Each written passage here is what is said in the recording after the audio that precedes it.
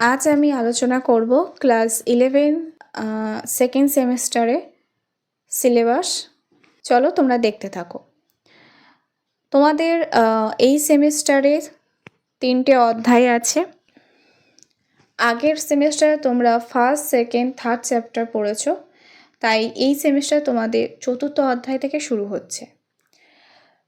আমি সাথে সাথে কোন লেসন থেকে কত নাম্বারে প্রশ্ন আসবে সেটা বলে দেব, তোমরা দেখতে থাকো। এবং এই সিলেবাসটা পেতে চাইলে তোমরা টেলিগ্রাম গ্রুপে জয়েন থাকতে পারো, আমি ওখানে দিয়ে দেব, লিঙ্ক ডেসক্রিপশানে দেওয়া আছে।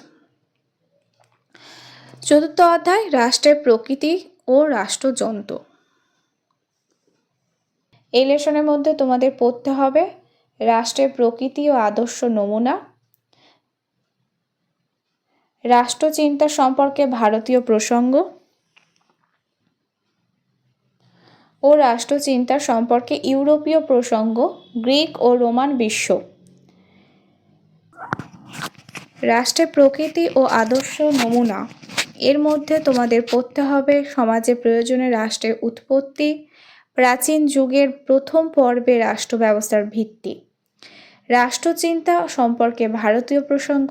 এই টপিকের মধ্যে তোমাদের পড়তে হবে কৌটিল্য, অর্থশাস্ত্র ও রাষ্ট্র শাসনতন্ত্র। কৌটিল্যের অর্থশাস্ত্রে উল্লেখ্য রাষ্ট্রনীতির প্রধান বিষয় জিয়াউদ্দিন বর্ণী, ফতোয়া-ই-জাহানদারি এবং দিল্লির সুলতানি রাষ্ট্রের প্রকৃতি।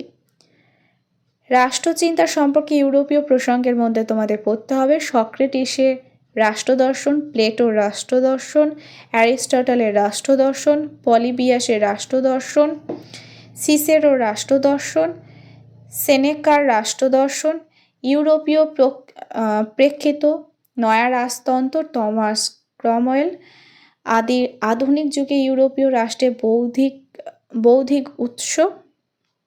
তার মধ্যে আছে নিকোলো ম্যাকিয়াভেলি রাষ্ট্রতত্ত্ব। এই রাষ্ট্রের বৌদ্ধিক উৎসের মধ্যেই তোমাদের পড়তে হবে নিকোলো ম্যাকিয়াভেলি রাষ্ট্রতত্ত্ব, যা বোদার রাষ্ট্রচিন্তা, টমাস হবসের রাষ্ট্রচিন্তা, জন লকের রাষ্ট্রচিন্তা। এবং লাস্ট 4র্থ অধ্যায়ের সাবটপিক প্রশাসন যন্ত্র, এটাও তোমাদের 4র্থ অধ্যায়ের মধ্যেই পড়তে হবে। এই প্রশাসন যন্ত্রের মধ্যে আছে পারস্যের স্ট্যাটাপ, চীনের ম্যান্ডারিন, সুলতানি যুগে ইক্তা প্রথা, মোগল যুগে মনসবদারি প্রথা। এই 4র্থ অধ্যায় থেকে তোমাদের 3 নাম্বার প্রশ্ন আসবে একটা, তোমরা লিখে নিতে পারো যদি বই থাকে বা যদি সিলেবাস তোমাদের কাছে থাকে।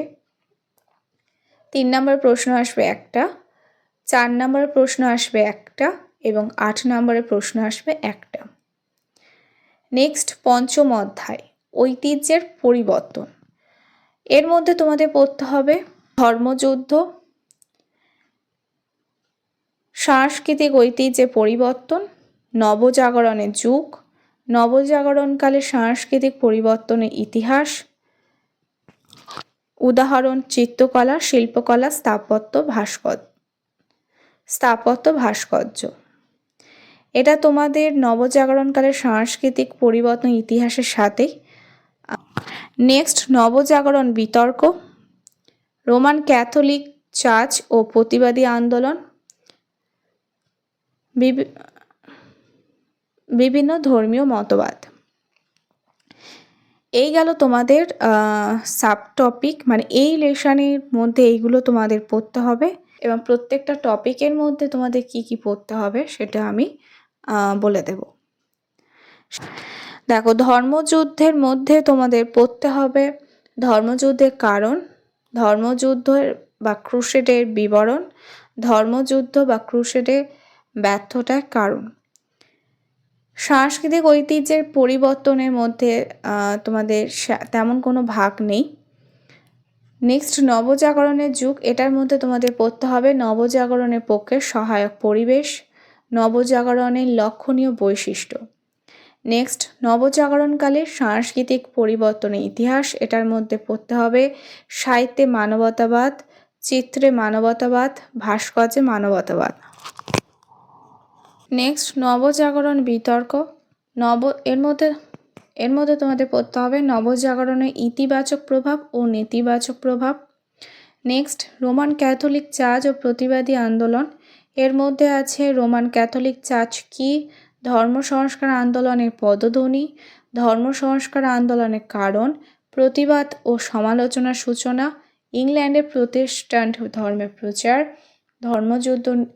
ধর্ম নিয়ে ধর্মযুদ্ধ, প্রতি ধর্ম সংস্কার আন্দোলন এবং ধর্ম সংস্কার আন্দোলনের ফলাফল। এই পঞ্চম লেসনের মধ্যেই তোমাদের পড়ছে বিভিন্ন ধর্মীয় মতবাদ। এর মধ্যে তোমাদের পড়তে হবে ভক্তি আন্দোলন, সুফিবাদ, কনফুসীয় মতবাদ, তাও মতবাদ, সিন্টো ধর্ম। এটা ল নয়, এটা দন্তের না হবে। এই পিডিএফের মধ্যে কিছু টাইপিং মিস্টেক আছে, যেহেতু আমি এই কাজে এখনও সেভাবে পারদর্শী হয়ে উঠিনি, তাই একটু ভুল আছে। তোমরা প্লিজ এগুলোকে অ্যাভয়েড করে বিষয়বস্তুর দিকে লক্ষ্য দিও। আমি পিডিএফটা এডিট করে তোমাদের ভুলগুলো ঠিক করে আমি টেলিগ্রাম গ্রুপে পাঠিয়ে দেব। পঞ্চম লেসন থেকে তোমাদের 3 নম্বরে 2টো প্রশ্ন আসবে, 4 নম্বরে 1টা প্রশ্ন আসবে এবং 8 নম্বরে কোনো প্রশ্ন আসবে না। নেক্সট দেখো 6 অধ্যায় দিগন্তের বিস্তার। আধুনিক বিজ্ঞানের উৎস, এটা হচ্ছে মেন পয়েন্ট। এই লেসনের মধ্যে তোমাদের এটা সাব টপিক পড়তে হবে। আধুনিক বিজ্ঞানের উৎস, তার মধ্যেই এটা পড়ছে আধুনিক বিজ্ঞান চর্চার সূচনা এবং অপরসায়ন চর্চার সূচনা। নেক্সট, এই লেসনের মধ্যে তোমাদের যে টপিকটা পড়তে হবে ডাইনিবিদ্যা থেকে সামাজিক মুক্তি, জ্যোতিষশাস্ত্র থেকে জ্যোতির্বিদ্যার বিকাশ, সূর্যকেন্দ্রিক বিশ্ব ব্রহ্মাণ্ডের ধারণা। নেক্সট, ভৌগোলিক অভিযান সমূহ এবং নতুন ভৌগোলিক জ্ঞান। এর মধ্যে তোমাদের পড়তে হবে ভৌগোলিক আবিষ্কারের কারণ, ভৌগোলিক আবিষ্কারের উদ্যোগ, ভৌগোলিক আবিষ্কারের ফলাফল। নেক্সট, প্রযুক্তির অগ্রগতি, কৃষি, সামরিক বাহিনী, উৎপাদন সংক্রান্ত প্রযুক্তি, জাহাজ নির্মাণ শৈলী। এর মধ্যে পড়তে হবে কৃষিক্ষেত্রে প্রযুক্তিবিদ্যার অগ্রগতি, সামরিক বিভাগে প্রযুক্তিগত অগ্রগতি, উৎপাদন সংক্রান্ত প্রযুক্তির অগ্রগতি, জাহাজ নির্মাণ শিল্প সংক্রান্ত প্রযুক্তির অগ্রগতি। নেক্সট যে সাব টপিক তোমাদের এই লেসনের মধ্যে পড়তে হবে সেটা হচ্ছে পশ্চিম ইউরোপে মুদ্রণ শিল্প। এর মধ্যে পড়ছে মুদ্রণ শিল্পে চীন, জাপান ও আরব দুনিয়ার অবদান। তো এই ছিল তোমাদের সিলেবাস এবং 6ষ্ঠ অধ্যায় থেকে তোমাদের নম্বরে 1টা, 4 নম্বরে 1টা এবং 8 নম্বরে 1টা করে প্রশ্ন থাকবে। প্রত্যেকটা চ্যাপ্টার ধরে আমি বড় প্রশ্ন বলে দেব। তোমরা চাইলে চ্যানেলটি সাবস্ক্রাইব করে রাখতে পারো।